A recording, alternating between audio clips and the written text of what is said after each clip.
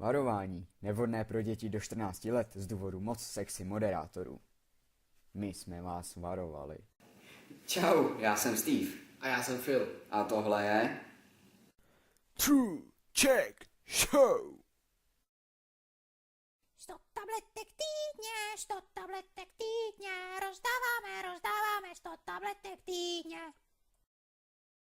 Tak a tenhle díl bude trochu vážnější. Ukážeme si věc, která nás doopravdy vystihuje. náš nový pan prezident.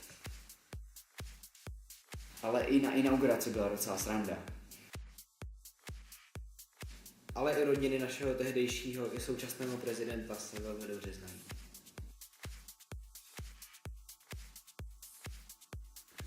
Na slovo o našem novém panu prezidentovi panu Zemanovi jsme se zeptali našeho minulého pana prezidenta Václava Klause. Dobrý den, pane Václave Klausi, můžete nám v této kauze něco říct?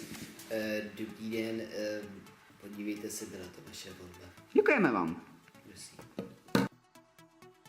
100 tabletek týdně, 100 tabletek týdně, rozdáváme 100 tabletek týdně. A pro tento díl je to opravdu dnes vše. Díky za shlédnutí. Na viděnou příště.